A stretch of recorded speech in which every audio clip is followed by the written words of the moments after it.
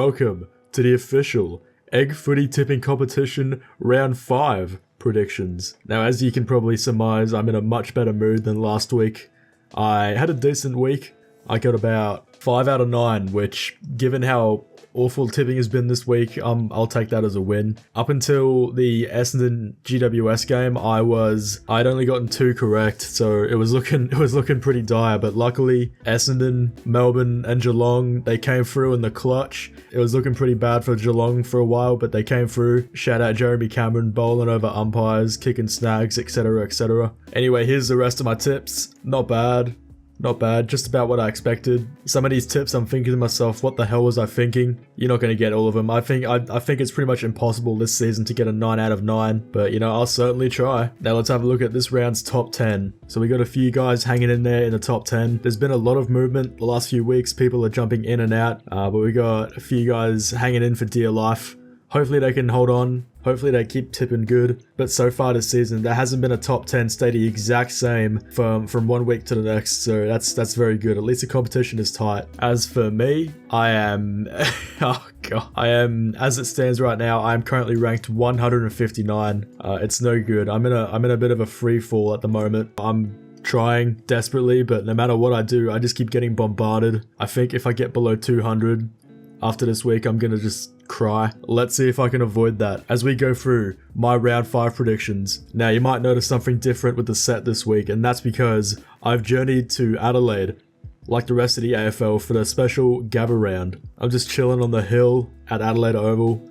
I've set up shop for the week. This is the first time I've left my room in about 6 months. If only I had the time to do it more often. First up for Gather round, we've got Adelaide and Carlton. Now, as much as Adelaide will want to win, and Port Adelaide as well, everybody's in their home turf.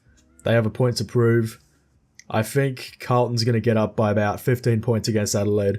They did well against Fremantle last week. There were some patches there where Fremantle started to come back, but Adelaide were able to answer. Carlton, they struggled against North Melbourne, but eventually they came good. And I think when it's all said and done, Carlton will get up, and it's going to be really interesting to see how that goes. Friday night footy at Norwood Oval, wherever the hell that is. We've got Fremantle taking on the Gold Coast Suns. Now, unfortunately, it doesn't look very good for Gold Coast at the moment. I think, you know what, it doesn't look that good for Fremantle either. Both of them had pretty bad losses last week, and at the moment, 82% of people on the website reckon Freo's going to get up, but I'm going to back them in one more time and go Gold Coast. As much as they struggled against St Kilda, I think Gold Coast, their game plan seems a bit more clear. The morale at Gold Coast seems to be a bit better at the moment as well. They seem to be buying in a bit more to the process, and there's still a few kinks to iron out, but I think Gold Coast will be every chance of winning against Freo. Meanwhile, at Adelaide Oval again, we've got Richmond taking on Sydney. According to the website, 65% of people reckon Sydney's going to get up,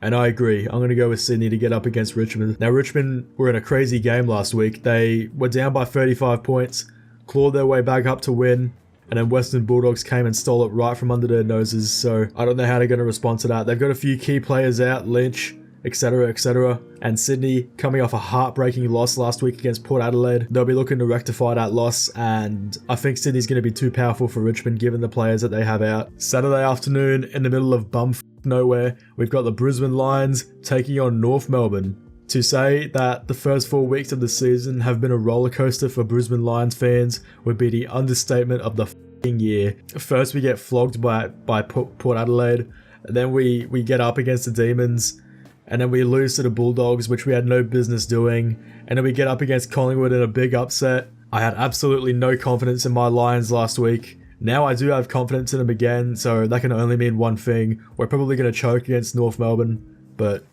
that doesn't matter. I'm still backing my Lions in. I've still got my rule in place.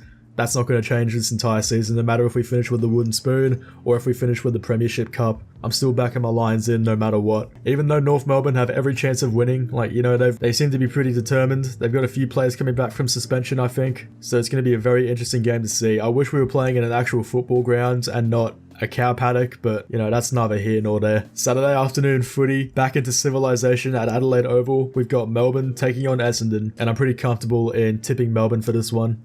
You know, Essendon, they played really well last week against GWS, but the inaccuracy was atrocious. They should have won that game by a lot more. And I think if they don't fix that, they're going to struggle against Melbourne, who aren't going to let them off the hook in the same way that GWS did. I still think Melbourne are a high quality side, and I'm going to back them in for this game. Saturday night, Adelaide Oval, we've got Port Adelaide taking on the Western Bulldogs, and like I said before with Adelaide, I think Port Adelaide's going to have something to prove. It's their home ground, their home turf. I think after their win against Sydney last week, they'll be up and about and ready to go. And I think they're going to get up against the Bulldogs comfortably by about 30 odd points. You know, Bulldogs are showing some good signs.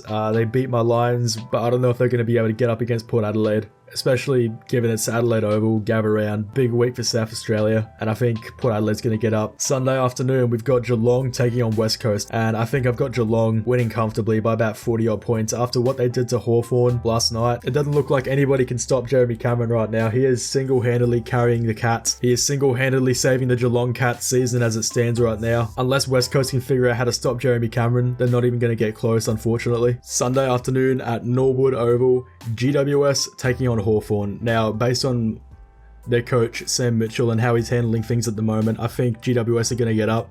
Hawthorn's in a weird situation right now.